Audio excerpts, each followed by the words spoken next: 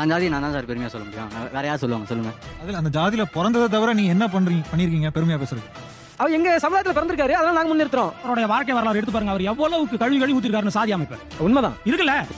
இன்னைக்கு மட்டும் படிப்புல வளர்ந்துட்டு என்ன போய் யூஎஸோட கம்பேர் பண்ணி யூரோப்போட கம்பேர் பண்ணுன்னு சொல்லக்கூடிய கூட்டம் இல்ல நம்ம கூட்டம். 2000 வருஷத்துக்கு முன்னாடி யூரோப்போட என்னால கம்பேர் பண்ண முடியும், இலக்கியத்துல கம்பேர் பண்ண முடியும், கலாச்சாரத்துல கம்பேர் பண்ண முடியும். அப்படிப்பட்ட இனம் தமிழினம், அதன் விழுமியங்கள், the ethics of the society is degrading. அதற்கு முதற் எதிரி இந்த ஜாதி. அனைவருக்கும் கோபிநாத்தின் அன்பு வணக்கம். வந்திருக்கிற எல்லாருக்கும் வணக்கம்.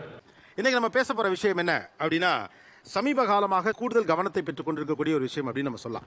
என்னவா இருக்கும் எனக்கு என்னடா தெரியும், கேளுடா. இந்த ஜாதி பெருமை பேசுகிற போது உங்களுக்குள் ஏற்படுகிற மாற்றம் என்ன? அது வரைக்கும் நீங்க சாதாரண ஆள் தான். ஆனா அந்த ஜாதி பெருமை பேச ஆரம்பிச்ச பிறகு ஒரு பாடி லாங்குவேஜ் கிடைச்சிருக்கும்.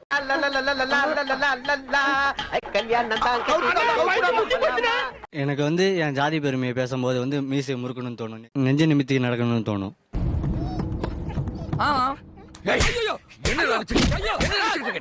ஒரு அது என் ஜாதி பெருமையை சொல்லும் போது வந்து ஒரு வீரம், என் கண்ணில் ஒரு திமிரு, ஒரு ஆங்காரம் எல்லாமே தெரியும். ஒண்ணுமே தெரியலையே.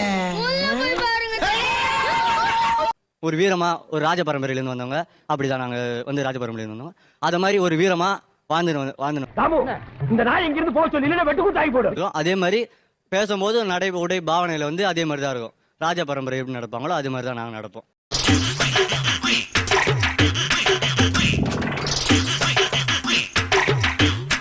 ராஜ பரம்பரை நடக்கிற மாதிரினா அது எப்படி? அது பெரிய சோழர் பரம்பரை. இவர் ராஜராஜ சோழன், அவர் ராஜேந்திர சோழன். இந்த பெருச்சாளி கண்ணுக்கே தெரியாது.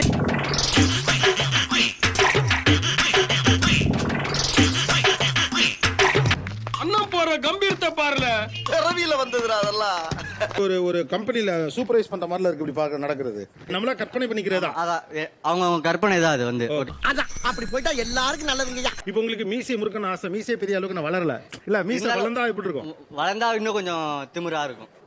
எங்க வம்சத்துல பொம்பளை புள்ளையே இல்லைங்கிற குறைனால ஆம்பளை புள்ளையா பிறந்த என்னைய பொம்பளை புள்ளையா பொத்தி பொத்தி வளர்த்தாங்க. ஆனா மீசை வளரலன்னு ஒரு வருத்தம் இருக்கா? வருத்தம் இருக்கு. ஆனா வருத்தம் இல்லைன்னா சொல்ல மாட்டேன். மீசை இருந்தா இன்னும் கொஞ்சம் கம்பீரமா இருப்பேன்.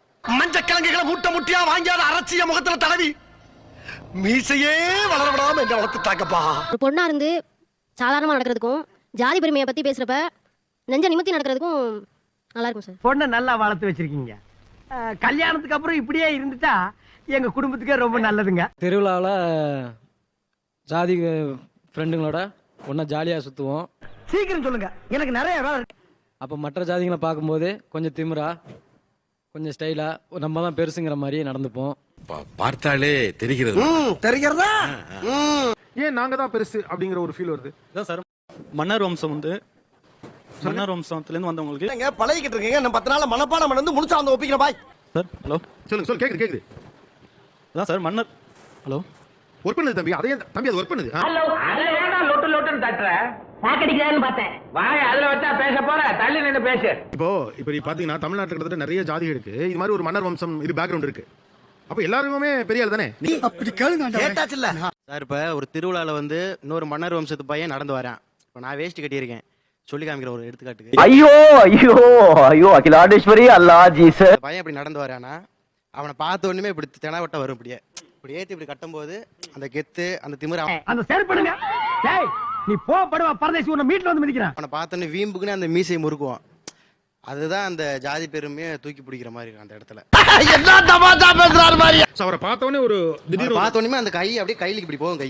கை அப்படியே ஏத்தி கட்டும்போது அவன் அப்படியே தலையை குனிஞ்சிட்டு அவாட்டு போயிடான்.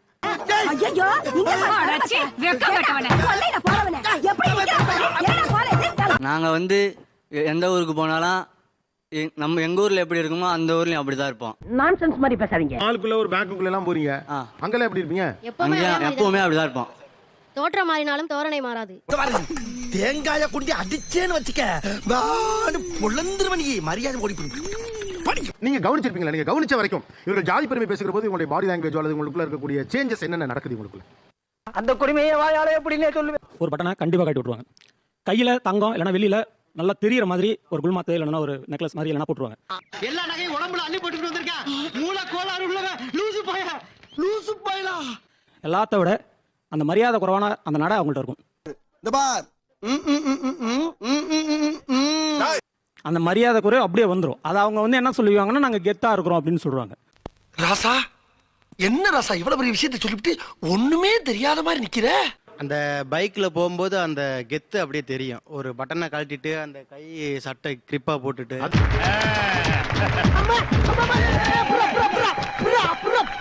10th 11th மாறையில திடீர்னு கம்ப்ளீட்டா ஒயிட் அண்ட் ஒயிட்க்கு மாறுறது, கட்டிங் மாத்துறாங்க, ஹேர் கட்டிங் மாத்திராங்க, கரையான் கடிச்ச மாதிரி சுத்தி கடிச்சு விட்டீங்க. படிச்சவங்க ஹேர் கட்டிங் கரையான் கடிச்ச மாதிரி கடிச்சல. ஏய் எங்க வந்து என்ன பேச்சு பேசுற? பொட்டிய ராவி புடுவ ராவி ஓடி போயிரு. ஒரு ஜாதிக்கு ஏத்த மாதிரி கலர் கலரா வேற பூசுறாங்க. இங்க பூசுறது நெத்தில ஜாதி கலர் இருக்கு பூசுறாங்க. நடைமுறையே சரியில்லையே. திமிரு பிடிச்ச பயவில்லையா இருக்குமோ? இல்ல நீங்க எங்கக்கா பாத்தீங்க யாருக்கு கலர் கலரா போட்டு வச்சத பாத்தீங்க? முதல்ல சொல்லி முடிக்கட்டும், அப்புறமா அதுக்கான காரணங்கள் நீங்க சொல்லுங்க.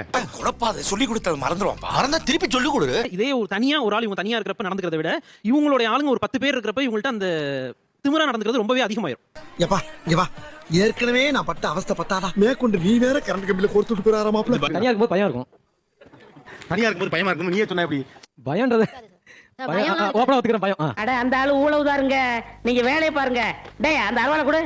நீங்க வந்து யாரோ ஒருத்தர் வந்து உங்களுடைய இனத்துல வந்து பெருமையா பண்ணிருக்காருன்னு அவரை நினைச்சு பெருமைப்படல. அந்த இனத்துல நான் இருக்கேன், நீங்க பெருமைப்படுறீங்க. ரெண்டுத்துக்குள்ள வித்தியாசம் அதுதானே. என்னப்பா அது பெரிய தொல்லை. கால வராதப்பா. என் ஜாதி நான் தான் சார் பெருமையா சொல்ல முடியும். வேற யார் சொல்லுவாங்க சொல்லுங்க? அதுல அந்த ஜாதியில பிறந்ததை தவிர நீ என்ன பண்ணிருக்கீங்க பெருமையா பேசுறதுக்கு? என்ன ரொம்ப இன்சல்ட் பண்ணிட்டீங்க, இதெல்லாம் பின்னாடி அனுப்பிப்பீங்க. அந்த கிளைம் பண்றதுக்கு நீங்க என்ன பண்ணிருக்கீங்க? அந்த ஜாதியில நாங்க பிறந்திருக்கோம், வேற என்ன அதை தவிர பண்ணுவோம்? நீங்க வேற என்ன பண்ணிருக்கீங்க? இப்போ இன்சல்ட் பண்ணிட்டீங்க. அப்படிதான் பண்ணுவேன். சாதாரண பெரிய மனுஷன் ஆயிட்டீங்க. இவருக்கு முன்னாடி தலைவரா இவர் ஜாதியில ஒருத்தர் தலைவர் உயர்ந்திருப்பார் இல்லையா, அவர் ஜாதி பார்க்கல. அனைத்து ஜாதி மக்களுக்குமான ஒரு எழுச்சிக்காக பாடுபட்டவர். இவருக்கு எப்படிங்க தெரியும்? எல்லாம் சொல்லி அனுப்புறதாண்டா. இவர் சொல்ற மாதிரி தன் ஜாதிக்குன்னு மட்டும் அவர் பார்க்கல. இவர் தன் ஜாதிக்குன்னு பார்த்து ஏதோ பண்றாரு. இவர் கிளைம் பண்றது யாருன்னா அவரை. இதுக்கு தான் படிக்கடான்னு அடிச்சுக்கிட்டேன். முட்டா பசங்கடா, அருமைக்கிட்ட முண்டங்கடா. அவர் எங்க சமுதாயத்துல பிறந்திருக்காரு, அதனால நாங்க முன்னிறுத்துறோம். அவருடைய வாழ்க்கை வரலாறு எடுத்து பாருங்க. அவர் எவ்வளவுக்கு கழுவி ஊத்திருக்காருன்னு சாதி அமைப்பு. உண்மைதான் இருக்குல்ல. கொய்யால ஆமாலன்றது ஒரு 5000 ரூபாய் சம்பளம். அவர் திரும்ப போய் அவர் எங்க சமுதாயத்தை சேர்ந்தவர் நீங்க சொல்றது நீங்க அவரை அவமானப்படுத்துறதா இல்லையா? எங்க சமுதாயத்துல பிறந்தவர் தானே. எல்லாரும் அவருக்கு பிடிக்கல ஜாதி. விடுமா அவன் அம்மாவாசையில பிறந்தவன் அப்படிதான் பேசுவான். அவ பையன் பெருசா பேசிட்டு அவருக்கு பிடிக்காத சாதிய நீங்க தூக்கி வச்சு அவரையே பேசுவீங்களா? நீ கேட்ட ஒவ்வொரு கேள்வி என்ன செருப்பால் அடிச்ச மாதிரி இருக்குடா. என்ன இதனால இவர்களுக்கு லாஸ்? அந்த சைடு நான் அக்யூஸ் பண்றேன்னு நினைச்சுக்காதீங்க. இது உண்மையாலுமே அது வந்து பண்பாட்டு வீழ்ச்சி. என்னப்பா வேமா சொல்ல பதறு எனக்கு ஏன்? இங்க மட்டும் ஏன் இலக்கியங்கள் வளர்ச்சி இருக்கு, நாகரிக வளர்ச்சி இருக்கு அப்படின்னா அதற்கான இயற்கை அமைப்புகளை உடைய நிலம் இந்த நிலம். அற்புதம், அபாரம், எக்ஸ்ட்ராடினரி. நம்ம ஊர்லலாம் மழை வந்துச்சுன்னா அந்த மழையை தேக்கி வச்சா மட்டும்தான் நம்மளுக்கான விவசாயம் வாழ்வாதாரம். அப்படி கேளுங்க, அறி வரட்டும். ஊர் கூடி ஏரிகளை ஏற்படுத்தினா மட்டும்தான் இங்க நமக்கு வாழ்வு. இது இன்னைக்கு இல்ல, சங்க இலக்கிய காலத்துக்கு முன்னாடியே இருக்கு. கரெக்ட். பொதுப்பணி கலாச்சாரம் எப்படி வரும்? ஊர் கூடி ஏரிக்கு வேலை செய்யணும், ஊர் கூடி குளத்துக்கு வேலை செய்யணும், ஊர் கூடி தான் ஒரு கோயில் கட்ட முடியும். இருந்துங்கடா டேய். ஐயா இவ்வளவு நாளா மூடி கிடந்த அறிவு கண்ணே நீங்க திறந்துட்டீங்கயா. அதனாலதான் இங்க வந்து அரண்மனைகள் கிடையாது, கோயில்கள் தான் இருக்கு. அந்த கோயில்களிலும் எல்லா ஜாதி பேரும் இருக்கும். எல்லாமே மன்னனோட அடைமொழிகளை தாங்கி நிற்கும். தெரிஞ்சுக்கிட்டியா? அப்படிப்பட்ட ஒரு கலாச்சாரம் தமிழர்களுக்கே உரித்தான கலாச்சாரம். உலகத்துல எங்கேயாவது பொதுப்பணி கலாச்சாரம் ஒரு இனத்துக்கு இருக்குன்னா அது தமிழ் இனத்துக்கு இருக்கு. இந்த தொண்டை மண்டலத்தை தாண்டி உலகத்துல எங்கேயுமே இந்த மாதிரியான ஒரு நீர் மேலாண்மை, இத்தனை ஏரி கிடையாது, ஏரிக்கான தேவையும் கிடையாது. நம்ம பெருமை. பெருமையா சொல்லுவேனே. இன்னைக்கு மட்டும் படிப்புல வளர்ந்துட்டு என்ன போய் யூஎஸோட கம்பேர் பண்ணி யூரோப்போட கம்பேர் பண்ணுன்னு சொல்லக்கூடிய கூட்டம் இல்ல நம்ம கூட்டம். இதெல்லாம் எப்படினே? எல்லாம் தொலைநோக்கு பார்வையோட போணும்டா. 2000 வருஷத்துக்கு முன்னாடி யூரோப்போட என்னால கம்பேர் பண்ண முடியும், இலக்கியத்துல கம்பேர் பண்ண முடியும், கலாச்சாரத்துல கம்பேர் பண்ண முடியும். அப்படிப்பட்ட இனம் தமிழ் இனம். அதன் விழுமியங்கள், the ethics of the society is degrading. அதற்கு முதற் எதிரி இந்த ஜாதி.